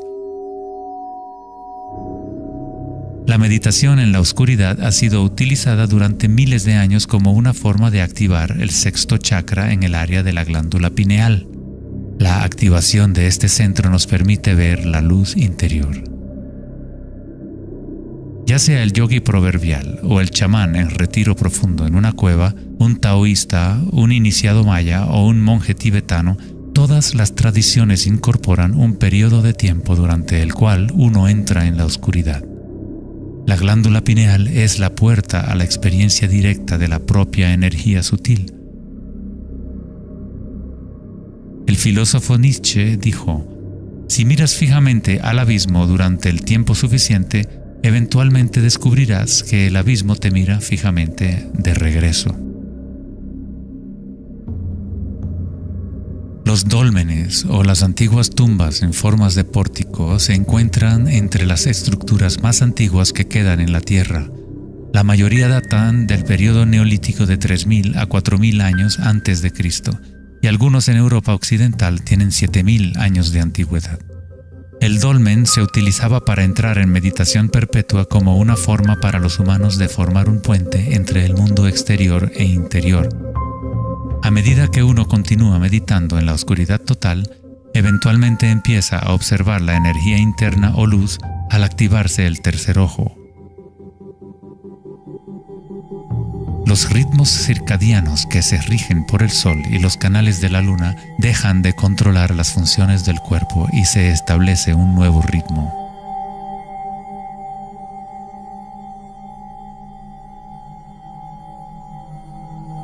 El séptimo chakra ha sido representado por el símbolo Om desde hace miles de años, un símbolo construido por signos sánscritos que representan los elementos. Cuando el Kundalini se eleva más allá del sexto chakra, se empieza a crear un halo de energía. Los halos aparecen constantemente en las pinturas religiosas de diferentes tradiciones en todas partes del mundo.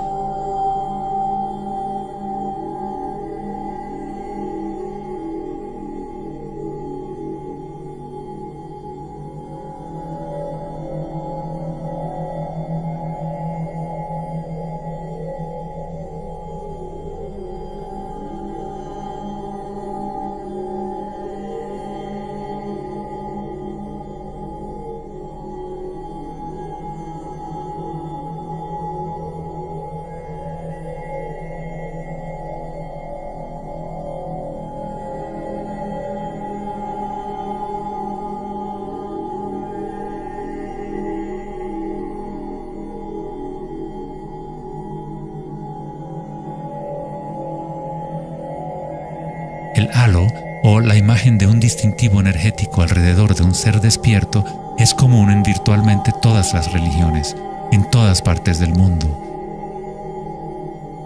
El proceso evolutivo de despertar los chakras no es propiedad de un grupo o de una religión, es el derecho inalienable de todo ser humano en el planeta.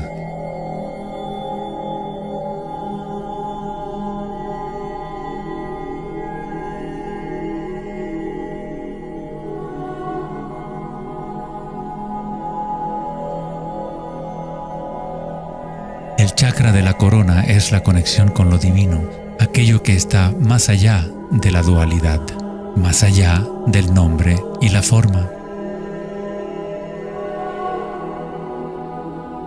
Akenatón fue un faraón cuya esposa era Nefertiti. Era llamado el Hijo del Sol. Él descubrió Atón, o la palabra de Dios en su interior, uniendo el Kundalini y la conciencia.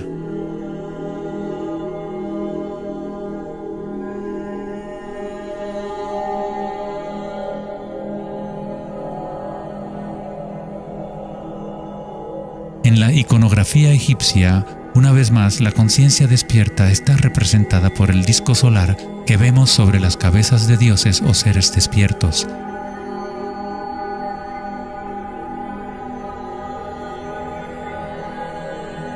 En las tradiciones hindú y yógica, se denomina Sahasrara a ese halo, el loto de 1000 pétalos.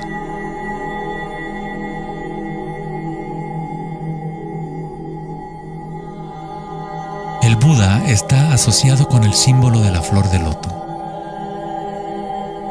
El patrón de filotaxis es el mismo modelo que se puede encontrar en una flor de loto. Es la flor del patrón de la vida, la semilla de la vida.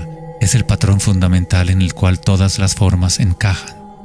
Es la forma absoluta del espacio mismo o una cualidad inherente a Akasha.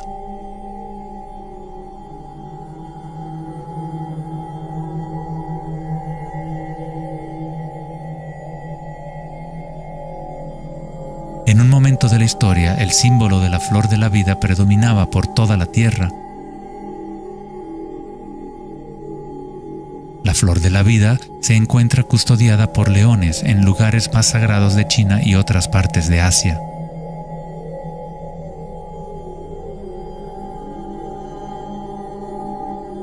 Los 64 hexagramas del I Ching a menudo rodean el símbolo yin-yang, que es otra forma de representación de la flor de la vida.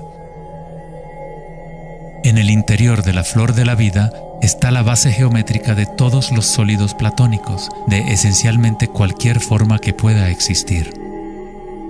La antigua flor de la vida empieza con la geometría de la estrella de David, o triángulos con sus caras hacia arriba y hacia abajo. En tridimensional serían estructuras tetaédricas.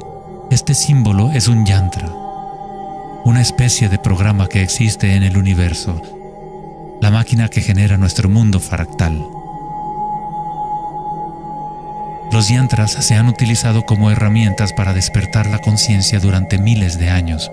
La forma visual del yantra es una representación externa de un proceso interno de desarrollo espiritual.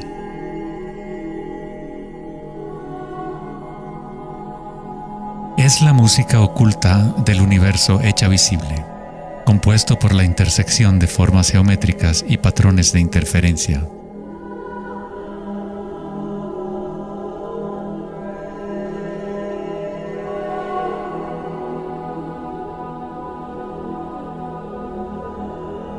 Cada chakra es un loto, un yantra, un centro psicofisiológico a través del cual el mundo puede ser experimentado.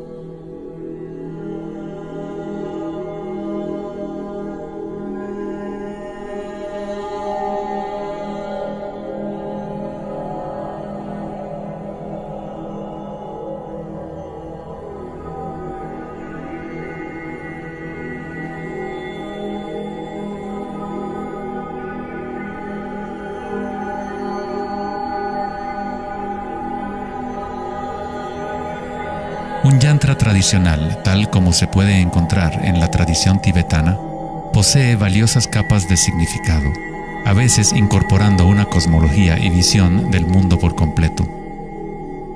El yantra es un patrón en constante evolución que trabaja a través del poder de la repetición o iteración de un ciclo. El poder del yantra está casi perdido en el mundo de hoy, ya que buscamos significado solo en la forma externa y no lo conectamos a nuestras energías internas a través de la intención.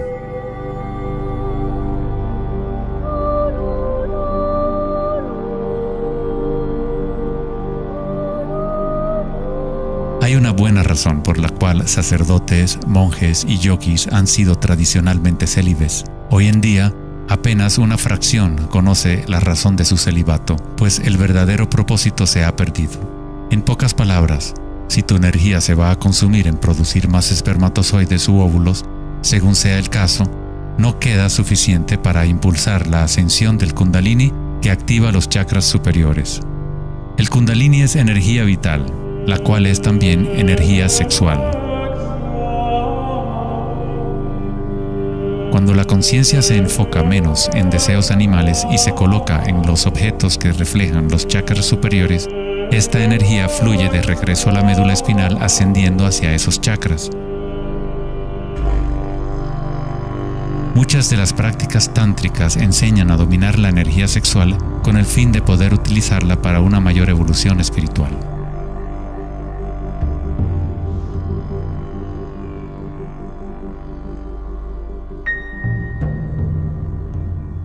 Tu estado de conciencia crea las condiciones adecuadas para que tu energía pueda crecer. Entrar en un estado de conciencia no requiere de tiempo. Como dice Eckhart Tolle, la conciencia y la presencia siempre suceden en el ahora. Si estás tratando de hacer que algo suceda, entonces estás creando resistencia hacia lo que es. Es la eliminación de toda resistencia lo que permite que la energía evolutiva se desarrolle. En la tradición yógica antigua, las posturas de yoga se han utilizado para preparar el cuerpo para la meditación. El Hatha Yoga nunca fue enseñado como un régimen de ejercicio, sino como una forma de conectar nuestro mundo interior y exterior. La palabra sánscrita Hatha proviene de las raíces Sol A y Luna Ta. En el Yoga Sutra original de Patanjali, el propósito de las 8 ramas del yoga es igual al noble sendero de 8 facetas del Buda, para la liberación del sufrimiento. Cuando las polaridades del mundo dual están en equilibrio, surge un tercer elemento. Nos encontramos con la misteriosa llave dorada que abre las fuerzas evolutivas de la naturaleza. Esta síntesis de los canales del Sol y la Luna es nuestra energía evolutiva.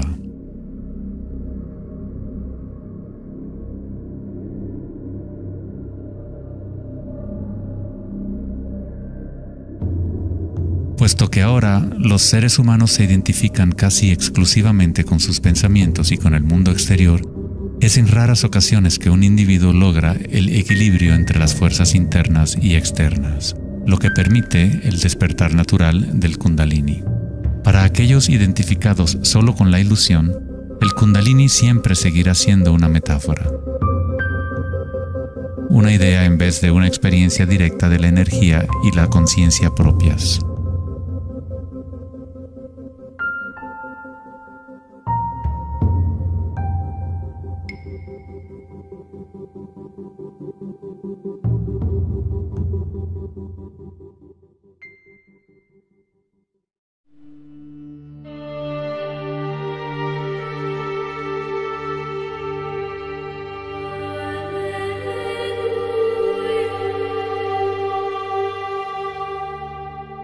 La vida, la libertad y la búsqueda de la felicidad.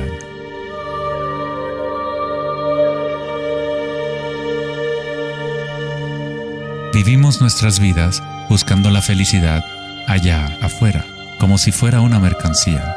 Nos hemos convertido en esclavos de nuestros propios deseos y anhelos. La felicidad no es algo que pueda ser perseguido o comprado como un traje barato. Esto es maya, ilusión, el juego interminable de la forma. En la tradición budista, samsara, o el ciclo interminable del sufrimiento, se perpetúa por el deseo de placer y la aversión al dolor. Freud se refirió a esto como el principio del placer. Todo lo que hacemos es un intento de crear placer, para obtener algo que deseamos o para evitar algo que no es deseable, que no queremos. Incluso un organismo simple como el paramecio hace esto. Esto se llama respuesta al estímulo. A diferencia de un paramecio, los humanos tenemos más posibilidades de elección. Somos libres para pensar. Y ahí radica el problema. Es pensar en lo que deseamos, lo que se ha salido de control.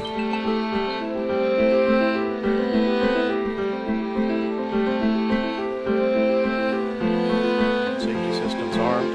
10, 9, 8, 7, 6, 5, 4, 3, 2, 1, 0. And liftoff of Endeavour, going where East and West do meet at the International Space Station. El dilema de la sociedad moderna es que tratamos de entender el mundo no en términos de conciencia interna arcaica, sino cuantificando y calificando lo que percibimos como el mundo externo, a través de medios científicos y mentales.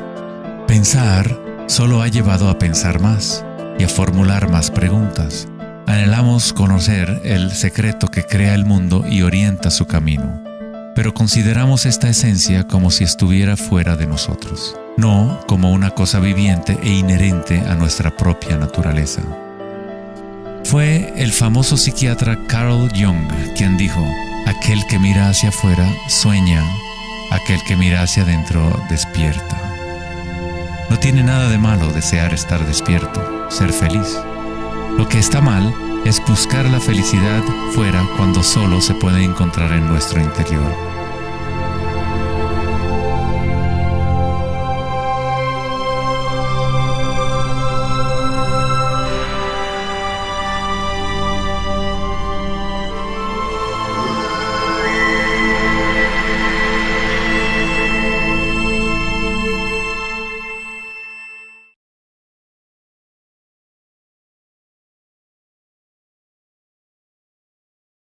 Más allá del pensamiento.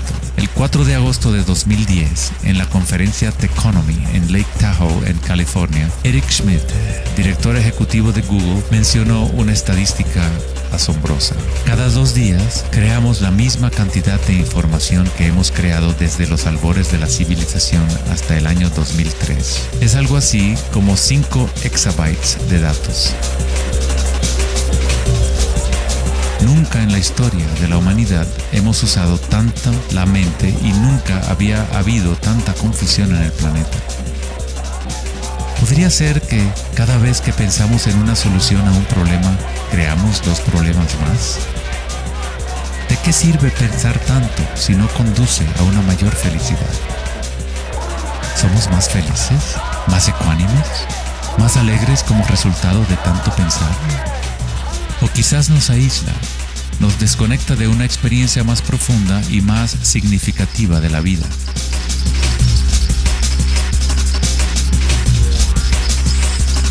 Pensar, actuar y hacer deben estar en equilibrio con el ser. Después de todo, somos seres humanos, no actos humanos.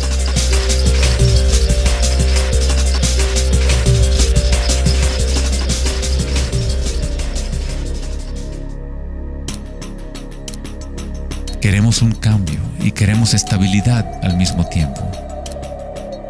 Nuestros corazones se han desconectado de la espiral de la vida, de la ley del cambio, mientras nuestras mentes pensantes nos conducen hacia la estabilidad, la seguridad y la pacificación de los sentidos. Con una fascinación morbosa, observamos asesinatos, tsunamis, terremotos y guerras. Constantemente tratamos de ocupar nuestra mente, llenándola de información. Programas de televisión transmitiendo de cada dispositivo imaginable, juegos y rompecabezas, mensajes de texto y todas las trivialidades posibles. Nos dejamos fascinar con la corriente infinita de nuevas imágenes, nuevas informaciones, nuevas formas de provocar y pacificar nuestros sentidos.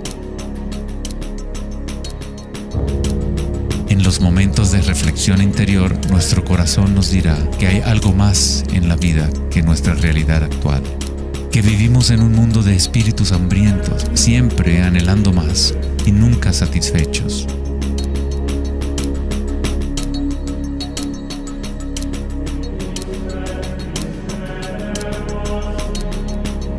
Hemos creado una vorágine de datos que vuelan alrededor del planeta para facilitar más pensamientos, más ideas sobre cómo arreglar el mundo para solucionar los problemas que solo existen porque la mente los ha creado. Los pensamientos han creado todo el lío en el cual nos encontramos actualmente. Libramos guerras contra enfermedades, enemigos y problemas. La paradoja es que aquello que resistes, persiste. Cuanto más te resistes a algo, más se fortalece. Al igual que ejercitar un músculo, en realidad estás fortaleciendo aquello de lo cual justamente te quieres deshacer. Entonces, ¿cuál es la alternativa al pensamiento? ¿Qué otros mecanismos pueden utilizar los seres humanos para existir en este planeta?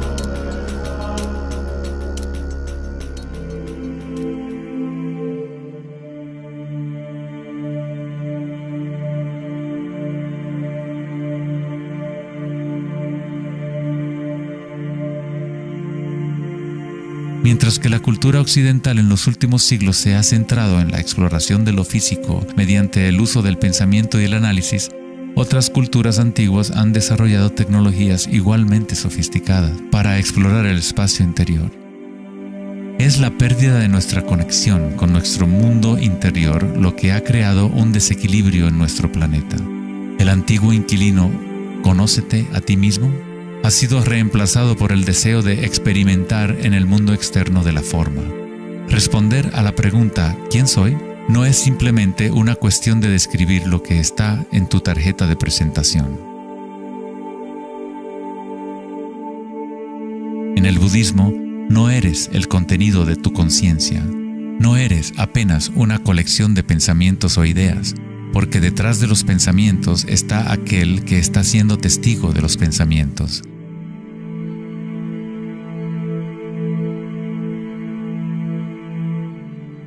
El dicho enfático, «Conócete a ti mismo», es un koan del Zen, un acertijo sin respuesta. Como un perro persiguiendo su cola, es solo la identidad del ego que quiere encontrar una respuesta, un propósito.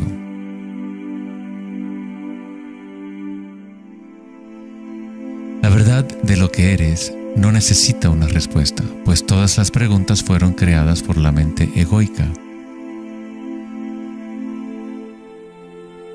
No eres tu mente.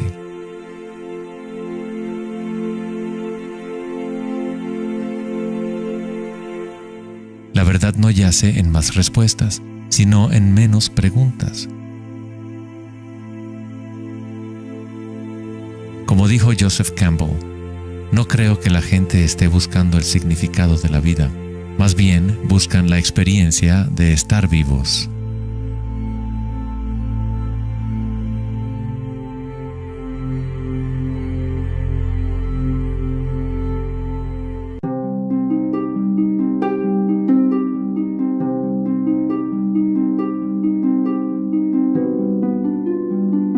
Cuando al Buda le preguntaron, ¿qué eres?, simplemente dijo, estoy despierto.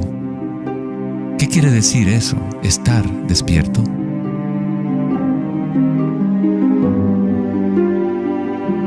El Buda no dice exactamente qué es, porque el florecimiento de cada vida individual es diferente, pero sí dice algo, es el fin del sufrimiento.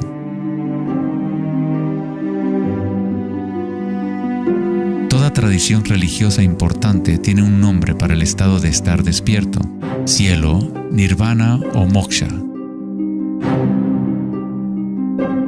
Una mente en calma es todo lo que hace falta para comprender la naturaleza de la corriente. Todo lo demás ocurrirá una vez que tu mente esté en calma. En esta quietud, las energías internas despiertan y funcionan sin esfuerzo de tu parte. Como dicen los taoístas, el chi sigue a la conciencia. Al permanecer en calma, uno empieza a escuchar la sabiduría de las plantas y los animales, los quietos susurros de los sueños, y se aprende el sutil mecanismo por el cual los sueños se manifiestan en forma material. En el Tao Te Ching, este tipo de vida se llama Wei Bu Wei, hacer, no hacer. El Buda habló del camino intermedio como el sendero que conduce a la iluminación. Aristóteles escribió el justo medio, el punto medio entre dos extremos, como un sendero de belleza, sin demasiado esfuerzo ni tampoco muy poco. Yin y Yang en equilibrio perfecto.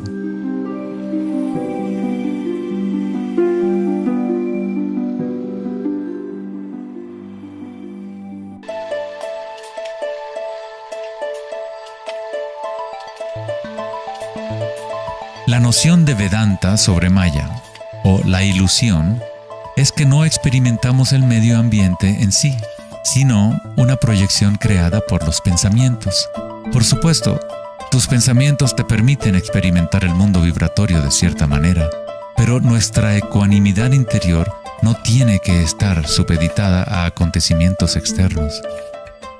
La creencia en un mundo externo independiente del sujeto que percibe es fundamental para la ciencia. Pero nuestros sentidos solo nos entregan información indirecta. Nuestras nociones acerca de este mundo físico creado por nuestra mente están siempre filtradas por nuestros sentidos y, por lo tanto, siempre son incompletas. Hay un campo de vibraciones que subyace en todos los sentidos. Las personas con una condición llamada sinestesia a veces sienten este campo vibratorio de diferentes maneras. Los sinestésicos pueden ver los sonidos como colores o formas, o las cualidades asociadas de un sentido hacia otro. La sinestesia se refiere a una síntesis o amalgama de los sentidos. Los chakras y los sentidos son como un prisma que filtra una serie de vibraciones. Todas las cosas del universo están vibrando a diferentes velocidades y frecuencias. El ojo de Horus se compone de 6 símbolos. Cada uno representa uno de los sentidos. Al igual que el sistema védico antiguo, el pensamiento se considera un sentido.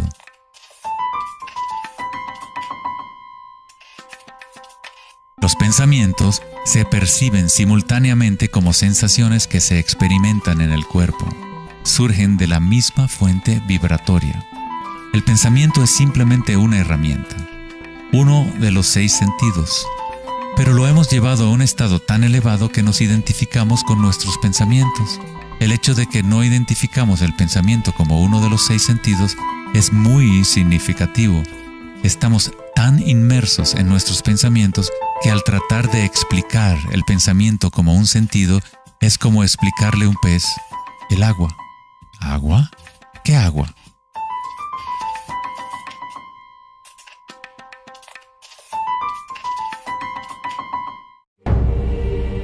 En las Upanishads se dice, no lo que el ojo puede ver, sino mediante lo cual puede ver el ojo.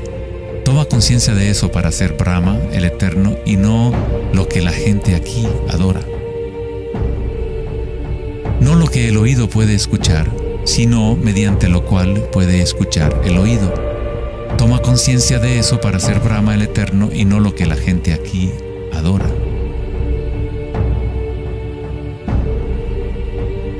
No lo que el habla puede iluminar, sino mediante lo cual el habla puede iluminarse. Toma conciencia de eso para ser Brahma, el Eterno, y no lo que la gente aquí adora.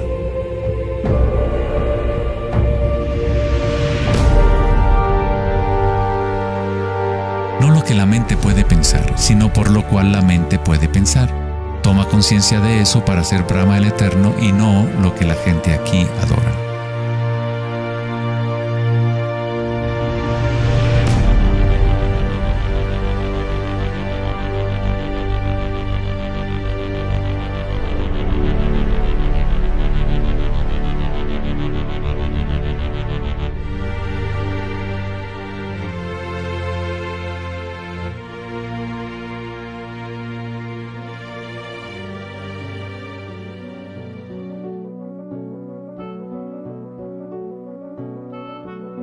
En la última década, grandes avances se han llevado a cabo en el ámbito de la investigación cerebral.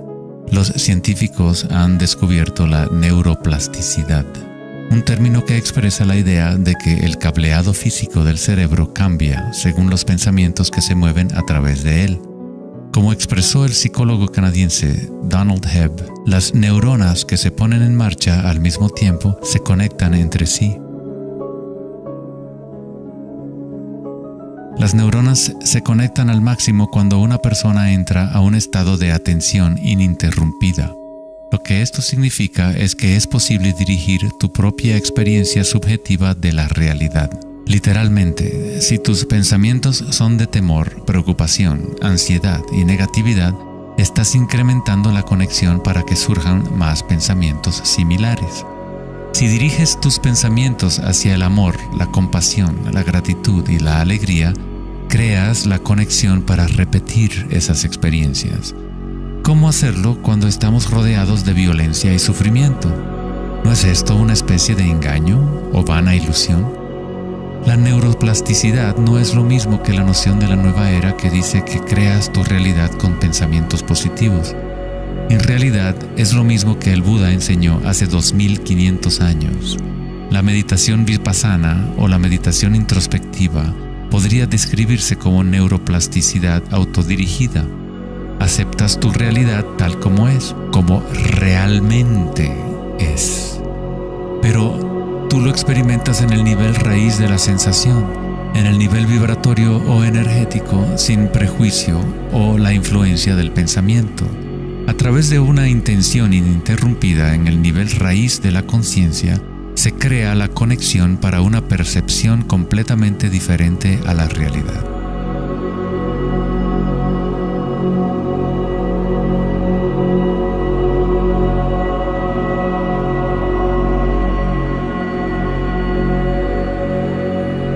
La mayor parte del tiempo lo entendemos al revés. Estamos permitiendo constantemente que las ideas sobre el mundo exterior conformen nuestras redes neuronales, pero nuestra ecuanimidad interior no tiene que estar supeditada a acontecimientos externos. Las circunstancias no importan, solo mi estado de conciencia importa. Meditación en sánscrito significa estar libre de cualquier tipo de medición o evaluación. Libre de toda comparación, de todo devenir. No estás tratando de convertirte en algo más. Estás de acuerdo con lo que es. La forma de superar el sufrimiento del reino físico es aceptándolo por completo. Decirle que sí a todo para que se convierta en parte tuya en vez de tú ser parte de eso.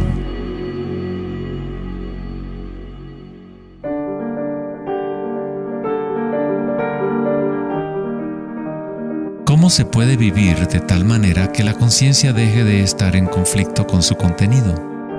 ¿Cómo puede uno vaciar el corazón de las ambiciones mezquinas? Debe haber una revolución total en la conciencia, un cambio radical en la orientación del mundo exterior al interior. No es una revolución provocada solo por la voluntad o el esfuerzo, sino también por la entrega total, la aceptación de la realidad tal como es.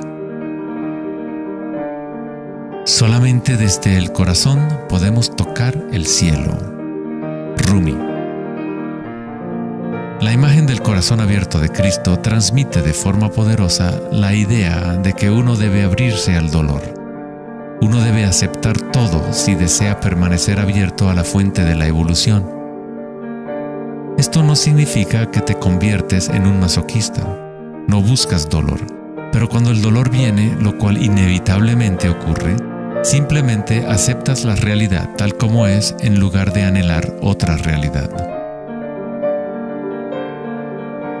Los hawaianos han creído durante mucho tiempo que es a través del corazón que aprendemos la verdad. El corazón tiene su propia inteligencia, tan obvia como la del cerebro.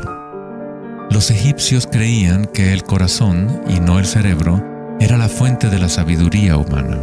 El corazón era considerado el centro del alma y la personalidad. Era a través del corazón que se expresaba la divinidad, impartiendo conocimientos a los antiguos egipcios sobre su verdadero camino.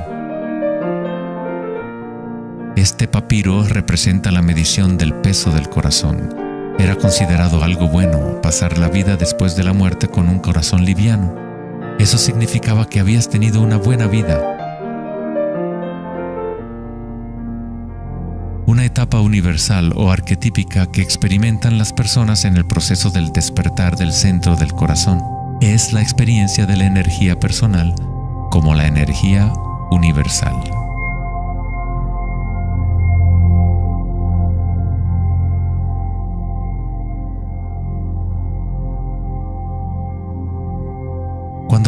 permites sentir este amor, ser este amor, cuando conectas tu mundo interior con el mundo exterior, entonces todo es uno. ¿Cómo podemos experimentar la música de las esferas? ¿Cómo se abre el corazón?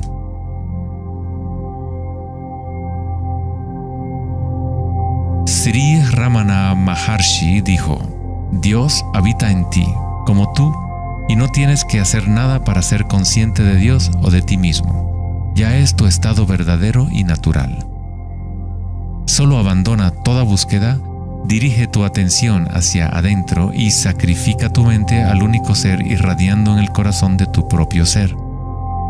Para que esto sea tu experiencia que vives en el presente, el autoconocimiento es el único camino directo e inmediato.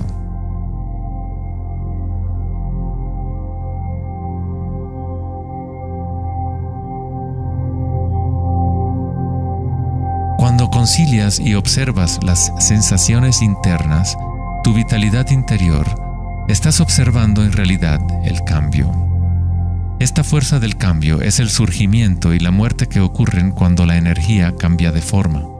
El grado en que una persona ha evolucionado o alcanzado la iluminación es el grado en que uno ha adquirido la capacidad de adaptarse a cada momento o a transmutar la corriente de circunstancias humanas, siempre cambiantes, el dolor y el placer en gozo.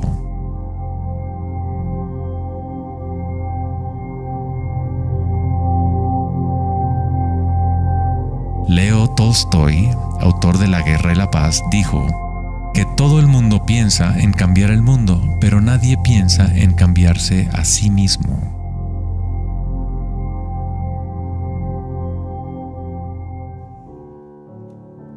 Darwin dijo que la característica más importante para la supervivencia de la especie no es la fuerza o la inteligencia, sino la capacidad de adaptación a los cambios.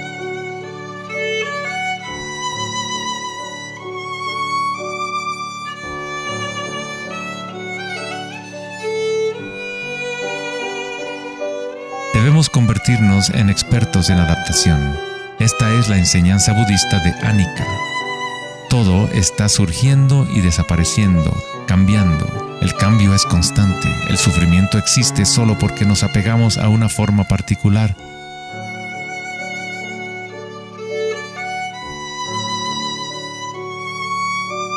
Cuando te conectas a la parte tuya que observa, con la comprensión de Anicca, el gozo surge en el corazón.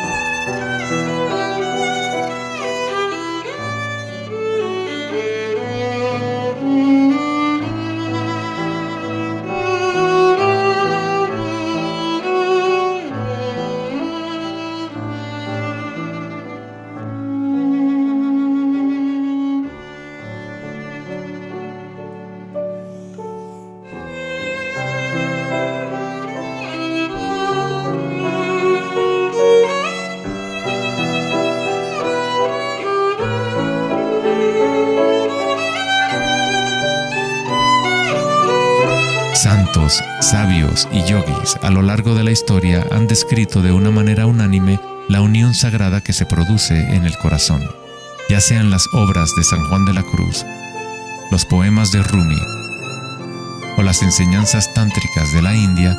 Todas estas enseñanzas diferentes tratan de expresar el misterio sutil del corazón. En el corazón, esta es la unión de Shiva y Shakti, la penetración masculina en la espiral de la vida y la entrega femenina al cambio. Atestiguar y aceptar de forma incondicional todo lo que es. Con el fin de abrir tu corazón, debes abrirte a los cambios. Vivir en el mundo aparentemente sólido, danzar con él, comprometerte con él, vivir en plenitud, amar por completo, pero sabiendo que es transitorio y que, en última instancia, todas las formas se disuelven y cambian. El gozo es la energía que responde a la calma. Surge al vaciar la conciencia de todo contenido. El contenido de esta energía de gozo, producto de la calma, es la conciencia, una nueva conciencia del corazón. una conciencia conectada a todo lo que es.